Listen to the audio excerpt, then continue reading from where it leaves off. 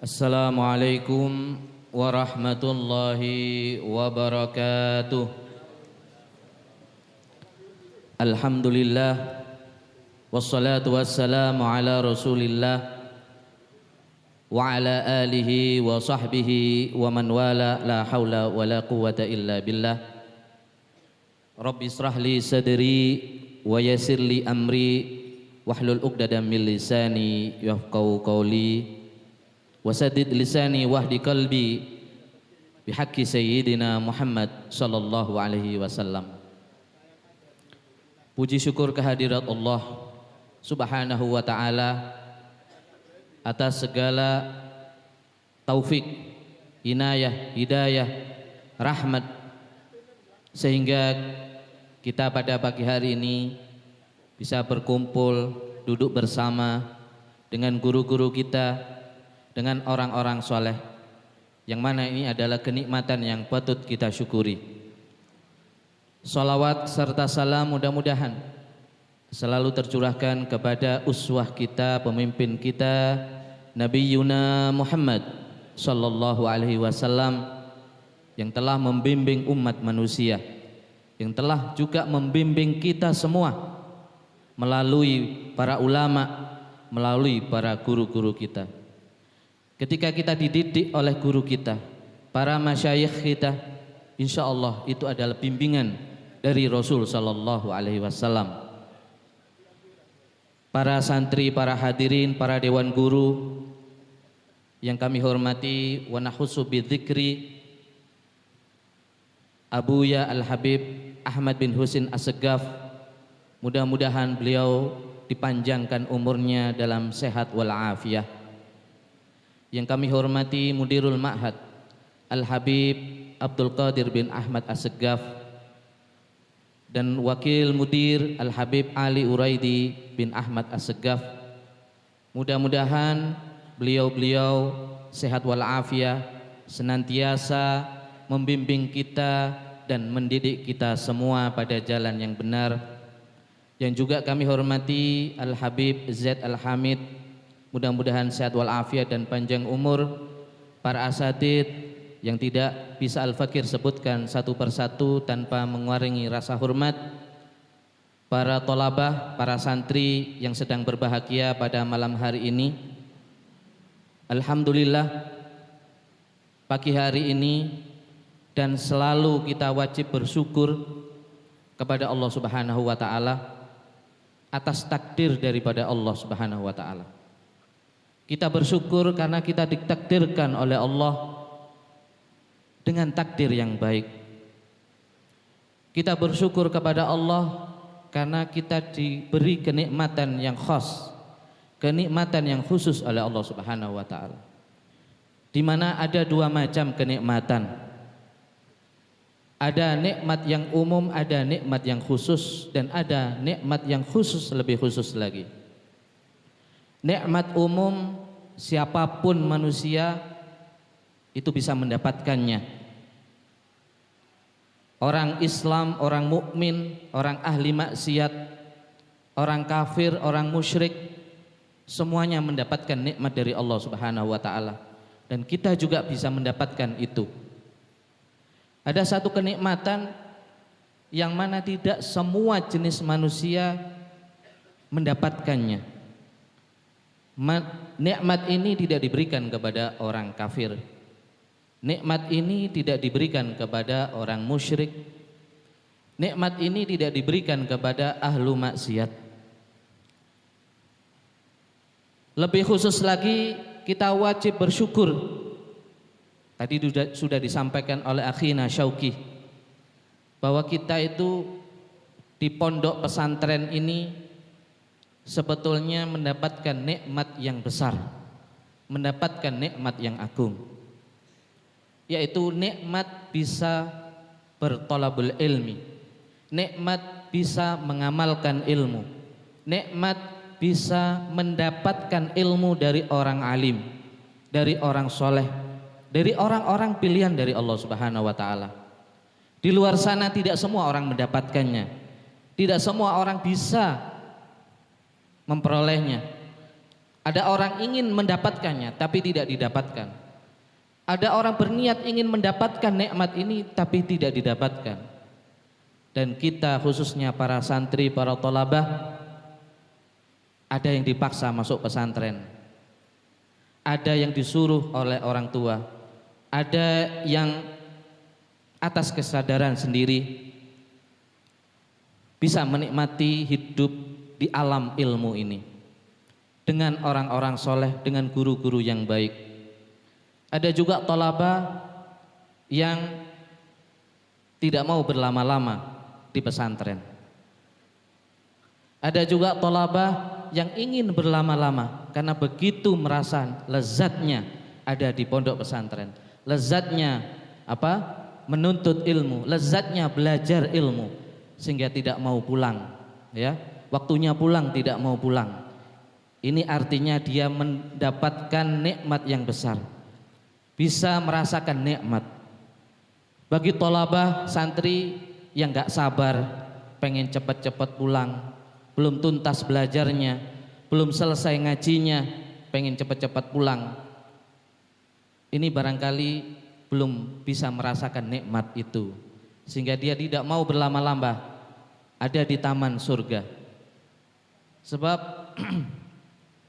di mana tempat di situ diajari ilmu, disebut nama Allah, maka itu tempat adalah taman surga, raudun min riyadil jannah.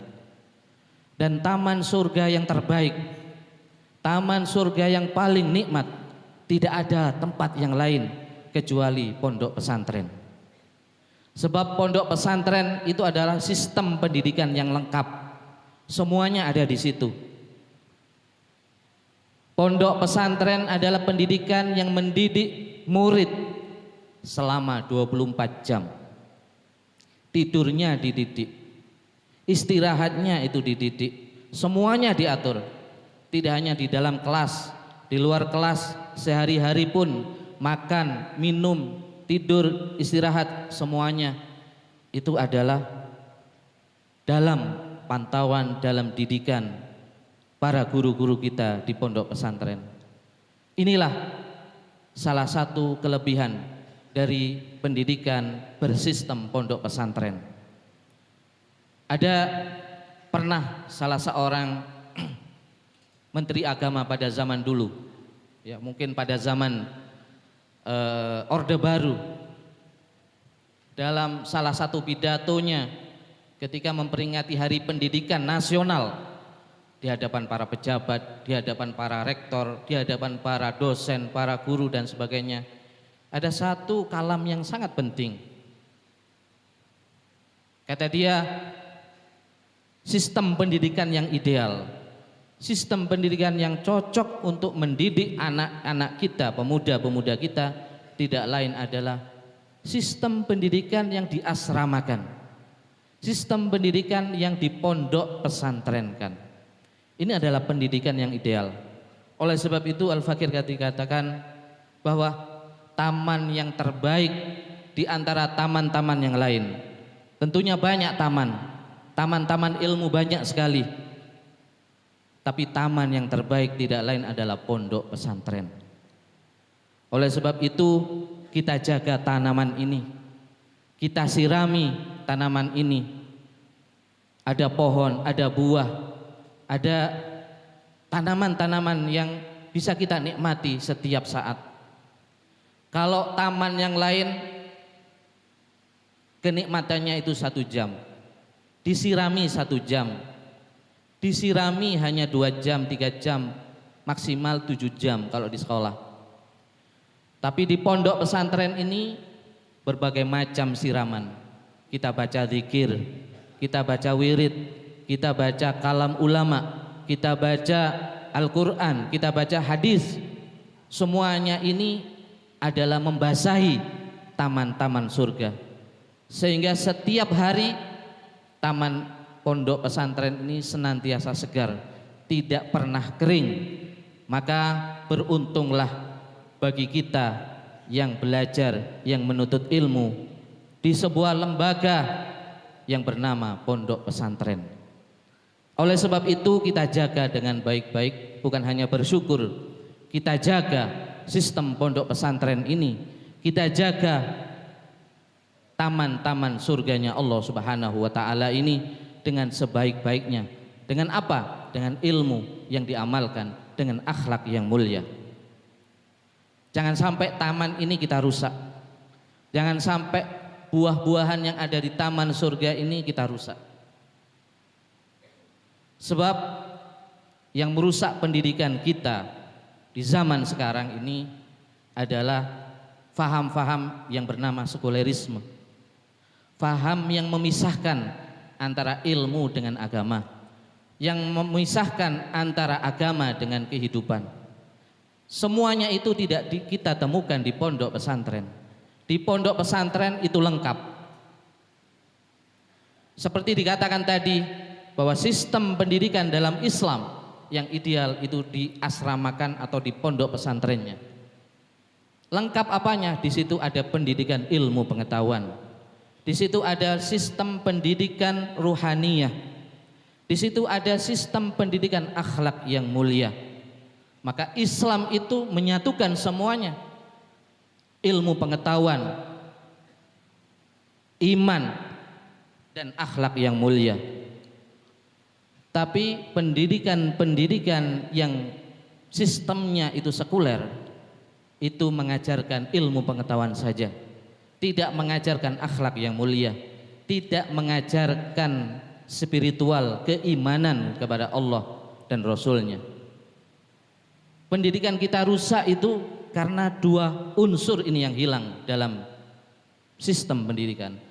Unsur keimanan itu dihilangkan, unsur akhlak yang mulia itu dihilangkan. Tapi justru di pondok pesantren itu menjadi unsur yang paling utama. Anak pinter tapi imannya rusak, akidahnya rusak, maka tidak ada manfaatnya. Manusia akan jadi rusak. Anak yang juara tapi akhlaknya buruk, adabnya jelek, maka itu tidak ada manfaatnya sama sekali. Nah, oleh sebab itu Al-Imam Al-Ghazali pernah mengatakan terkait dengan lengkapnya sistem pendidikan ini. Kata beliau, at-tauhidu yujibul iman, wal iman yujibul syariah, wasyariah yujibul adab. Jadi percuma kalau orang itu berperilaku baik tapi syariahnya enggak benar, tapi imannya, tauhidnya salah, maka tidak ada. Kata beliau, la adaba liman la syari'ata lahu, wala syari'ah liman la imana lahu, wala imana lahu liman la tauhida lahu. Jadi sangat terkait. Maka kalau kita baca sirah para ulama-ulama kita, para salaf-salaf kita, tidak meninggalkan tiga unsur ini. Mereka alim, mereka berakhlak mulia, mereka berakidah benar, mereka beriman dengan sempurna. Kita baca sirahnya Al-Imam Abdullah bin Alwi Al-Haddad. Kita lihat bagaimana Al-Imam Al-Ghazali, bagaimana Al-Imam Asy-Syafi'i radhiyallahu anhum. Tidak ada cacat sama sekali. Ilmunya sudah ngetop, imannya sudah sempurna, akhlaknya tidak ada cacat sama sekali. Tapi bandingkan dengan sistem pendidikan, dengan sistem yang sekuler, itu melahirkan orang-orang cerdas, orang-orang yang pintar, tapi tidak melahirkan manusia-manusia yang beradab, berakhlak yang mulia, beriman kepada Tuhan. Maka bisa kita lihat ilmuwan-ilmuwan barat, ya, kalau kita belajar dulu sekolah, belajar IPA, belajar biologi, belajar kimia, atau belajar apa lagi? Belajar matematika. Sering disebut tokoh-tokohnya. Siapa penemu ini? Siapa penemu rumus ini? Ya, mereka orang-orang barat. Bahkan mayoritas orang Yahudi. Tidak ada disebut di situ ulama Islam, ilmuwan Islam, tidak ada di situ. Mereka orang hebat, orang pintar, orang cerdas, menemukan teori-teori ilmu pengetahuan. Tapi bagaimana kalau kita lihat perilaku, pikirannya? Maka ada satu buku yang ditulis oleh orang barat sendiri yang menggambarkan bagaimana tidak seimbangnya. Jadi orang barat menulis satu buku tentang manakib para ahli filsafat barat. Judul bukunya The Intellectual, ya. Kalau kita punya banyak manakib para ulama, ada tobakot, ya. Istilahnya ini tobakotnya, tobakot falasifa al-gharbiyah, mungkin begitu. Jadi manakib ahli filsafat ilmu pengetahuan barat, judul bukunya adalah The Intellectual. Di situ diceritakan bagaimana nama-nama yang kita kenal ketika kita sekolah, nama-nama tokoh-tokoh besar yang ketika kita pelajari teorinya di bangku-bangku perkuliahan. Ada bapak psikologi, ada bapak sosiologi, ada bapak politik, ya itu dari Jerman, ya. Ada Karl Marx, ya, ada Auguste Comte, ya, dan lain-lain. Wa akhwatuhuma. Ternyata di situ diceritakan manakibnya sungguh tragis. Mereka hebat dalam menulis buku. Mereka hebat dalam menciptakan teori-teori. Tapi contoh salah satu bapak psikologi, bapak sosiologi, ya. Ada orang Perancis. Di situ diceritakan bagaimana keluarganya. Istrinya mengusir dia. Kenapa? Temperamental. Dikit-dikit main pukul, dikit-dikit main tendang. Kenapa temperamental? Kalau di rumah minum minuman keras. Akhirnya diusir dari rumahnya. Diusir, dia jadi gembel, gelandangan, tidak punya rumah. Dan orang-orang gak ada yang memperhatikan, gak ada yang peduli. Gak ada peduli. Dia jadi gembel, mabuk-mabukan, main wanita. Main wanita, dipukuli wanita, dikeroyok oleh wanita. Karena main seperti itu kemudian dia tidak bayar, tidak punya duit, dipukuli sama orang. Itu diceritakan. Dan masih banyak. Kemudian ada anaknya. Kalau kita ada konsep birrul walidain, mereka nggak punya konsep birrul walidain. Kalau bapaknya bejat, anaknya akan melawan. Suatu saat terjadi perkelahian di jalanan. Ternyata itu perkelahian antara seorang ahli, tokoh ilmu pengetahuan, tokoh filsafat barat dengan anaknya.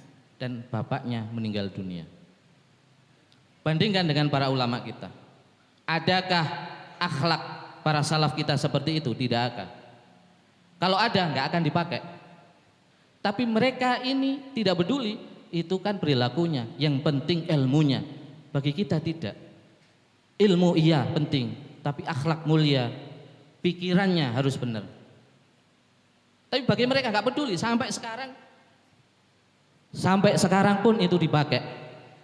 Kita baca bukunya, ya. Kita pelajari. Ternyata orang-orang seperti itu akhlaknya sangat buruk, sangat tidak pantas, bahkan tidak pantas untuk diceritakan. Tapi bagi orang-orang barat itu sudah hal biasa. Tidak apa-apa, yang penting ilmunya, yang penting mereka pinter.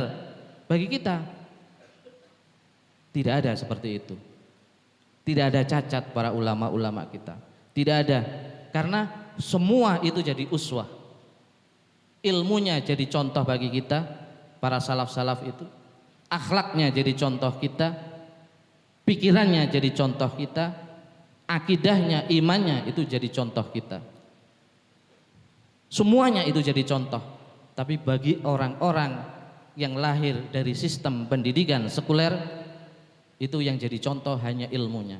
Maka tidak heran kemudian di zaman modern ini, modern jadi mudirun, bukan modern lagi, mudirun, berbahaya. Kenapa? Kalau akhlaknya seperti itu, pikirannya rusak, ilmunya sudah pasti akan rusak. Maka terjadilah kerusakan-kerusakan ilmu. Ilmu jadi rusak. Dan itu dicontoh oleh sebagian sarjana-sarjana muslim kita. Maka bagi kita yang tolabah, yang belajar di pondok pesantren, jangan mencontoh yang seperti itu. cukup dibaca manakibnya sekedar untuk pengetahuan, tapi jangan untuk dijadikan contoh.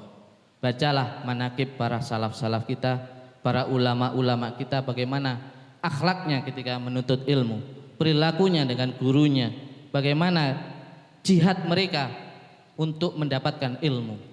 Maka di sini Al-Imam Asy-Syafi'i radhiyallahu anhu pernah menasihati agar sukses dalam belajar.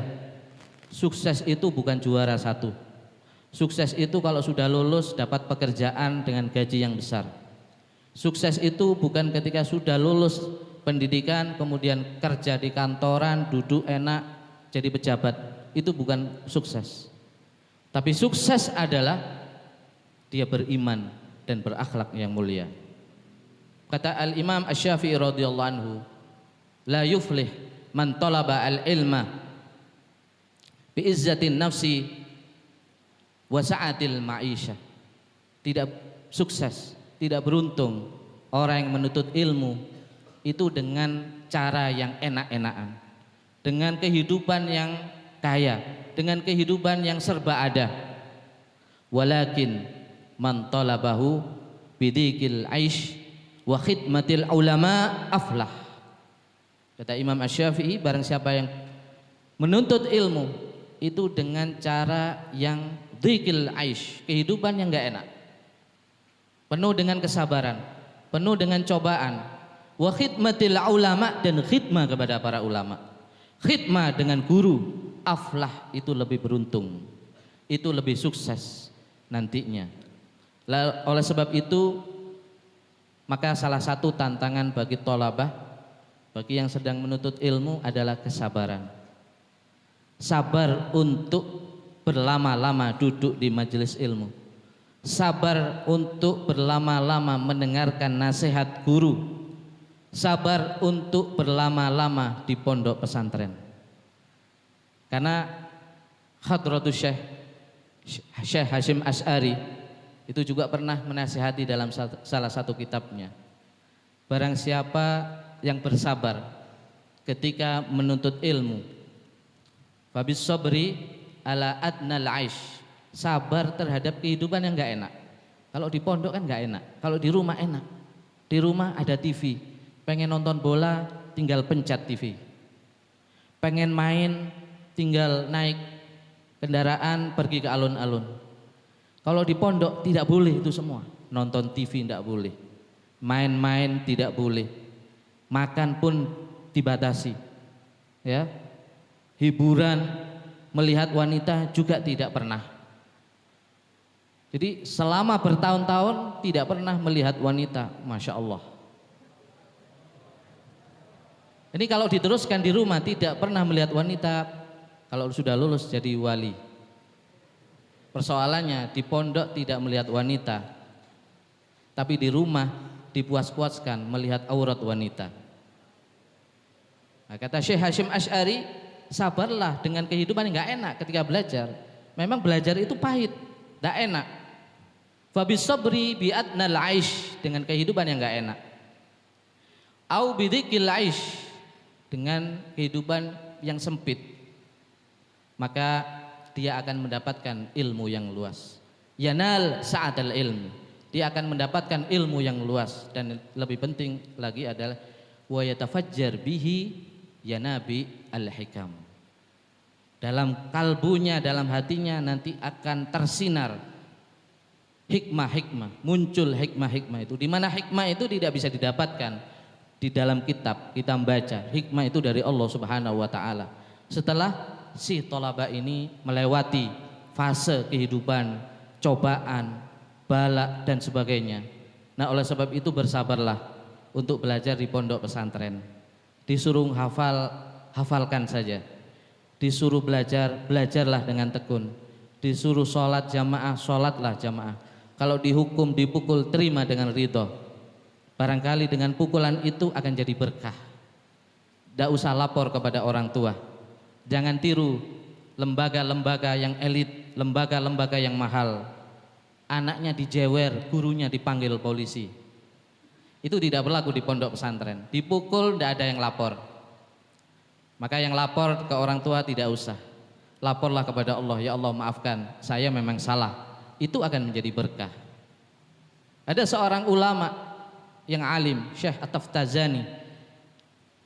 Dalam sirahnya dia ketika menuntut ilmu, dia tidak pernah juara. Biasa-biasa, bahkan tingkat bawah. Salah seorang gurunya bahkan menyebut, kamu ini bebal, suruh ngafal nggak bisa, suruh ini nggak bisa, ujian jeblok nilainya. Tapi apa kuncinya? Ketika dia kok jadi alim, dia nulis kitab kalam, dia nulis kitab hadis, syarah hadis. Ada salah satu syarah Arba'in Nawawi dia tulis, dan banyak kitab-kitabnya. Dia itu ternyata bersabar. Dia tidak banyak main. Dia memang orang tipe tolabah yang biasa-biasa, yang tidak pintar, tapi dia bersabar. Makan sedikit oke, minum tidak enak tidak masalah, tidur tidak nyenyak tidak masalah. Dia selalu berdoa kepada Allah. Dia ikhlas. Dihukum guru karena nggak hafal, dia ikhlas. Dipukul sama gurunya, alhamdulillah. Dipukul lagi, alhamdulillah wa syukrillah. Maka suatu saat dia bermimpi, dia dapat hikmah. Nah, ini penting. Kalau kita ikhlas, sabar, insya Allah dapat hikmah.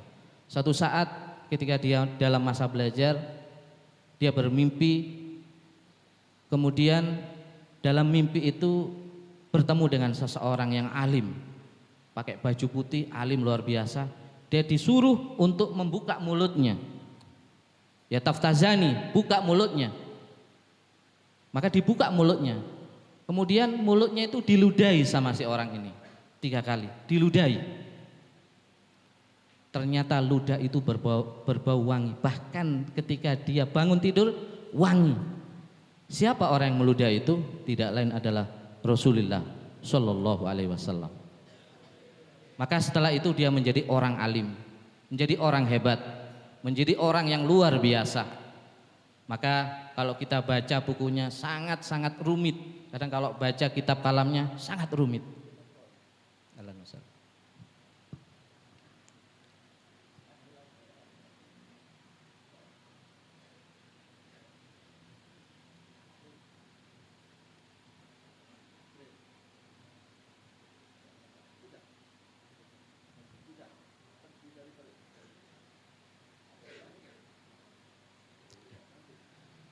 Kemudian kalau kita baca karya-karya beliau, seakan-akan beliau itu luar biasa, prestasi juara 1, juara terus juara. Ternyata tidak. Itu hikmah dari Allah Subhanahu wa taala. Langsung diajar oleh Rasul sallallahu alaihi wasallam. Sehingga kalau kita baca kitabnya susah minta ampun. Mungkin Syekh Taftazani ini balas dendam. Dulu saya dipukul guru. Saya membaca pelajaran itu susah minta ampun. Tidak bisa paham-paham. Sekarang saya akan menulis karangan yang susah dipahami orang. Itulah orang alim yang mendapat hikmah, mendapatkan ilmu dari Allah Subhanahu wa taala. Jadi akal jangan jadikan andalan satu-satunya, tidak bisa. Tapi akhlak yang mulia, hidayah dari Allah, hikmah dan lain sebagainya adalah harus kita andalkan, dan itu butuh kesabaran. Saya kira ini yang bisa Al-Fakir sampaikan. Ada kurang lebihnya mohon maaf yang sebesar-besarnya dari para asatid, para habaib, para tolabah. Mudah-mudahan kita selalu bersabar, selalu menuntut ilmu sampai liang lahat. Wassallallahu ala sayyidina Muhammad wa ala alihi wasallam. Subhana rabbika rabbil izzati amma yasifun. Wassalamun alal mursalin walhamdulillahi rabbil alamin. Assalamualaikum warahmatullahi wabarakatuh.